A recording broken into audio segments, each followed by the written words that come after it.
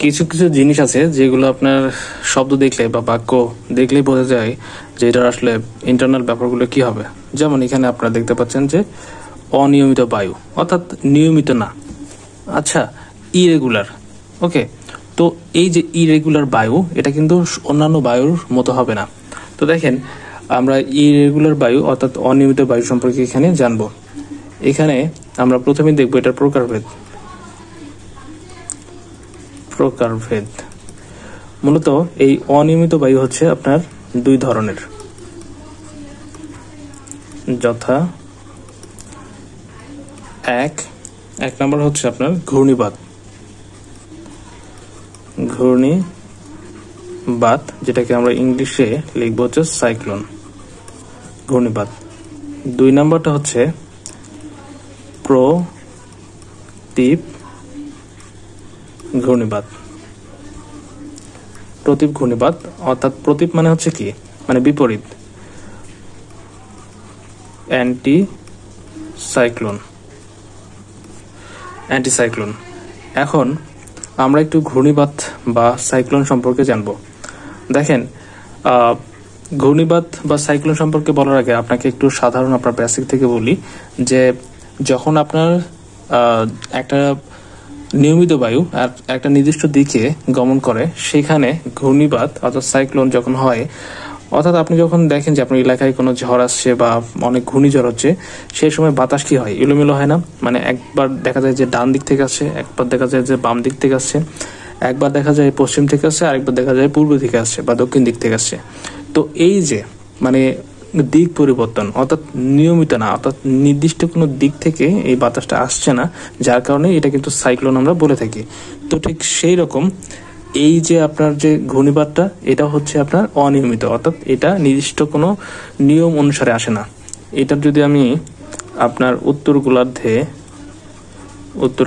এটার পজিশনটা বলি, দেখেন উত্তর গোলার্ধে এই যে আপনার ঘূর্ণিবাতটা রয়েছে, এটা কিন্তু আপনার ঘড়ির কাঁটার বিপরীত দিকে আপনার এটার ঘূর্ণি বা এটার বায়ু কিন্তু প্রবাহিত হয়। ঘড়ির কাঁটার বিপরীত দিকে, ঘড়ির কাঁটার বিপরীতে এটা প্রবাহিত হয়। তাহলে দেখেন ঘূর্ণিবাতটা কি, উত্তর গোলার্ধে ঘড়ির কাঁটার বিপরীতে প্রবাহিত হয়। তাহলে আমরা যেহেতু জানি যে উত্তর গোলার্ধ এবং দক্ষিণ গোলার্ধ দুইটা কিন্তু বিপরীত, তাহলে দক্ষিণ গোলার্ধে কিন্তু এটা ঘড়ির কাঁটার দিকে প্রবাহিত হয়।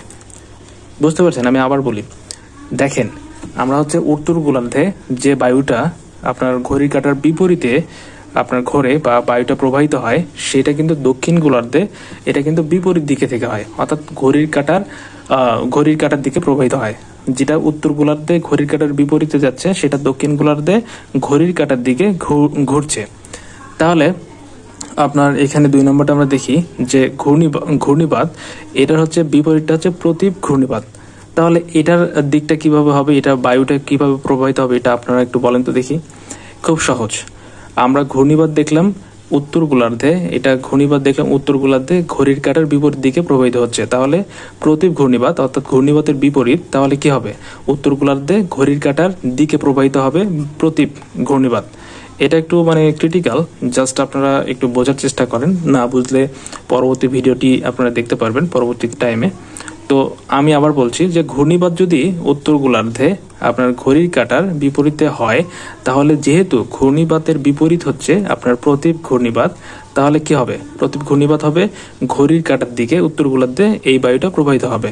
তাহলে উত্তর গোলার্ধে যদি ঘড়ির কাঁটার দিকে প্রতীপ যে আপনার ঘূর্ণিবাতটা রয়েছে বা অ্যান্টিসাইক্লোন রয়েছে, সেটা যদি প্রবাহিত হয়, তাহলে এটা কি হবে, এটা দক্ষিণ গোলার্ধে ঘড়ির কাঁটার, এটা হচ্ছে ঘড়ির কাঁটার বিপরীতে প্রবাহিত হবে, অর্থাৎ ঘড়ির কাঁটার অল্টারনেটিভ, অর্থাৎ ঘড়ির কাঁটার হচ্ছে অ্যান্টি সার্কেল।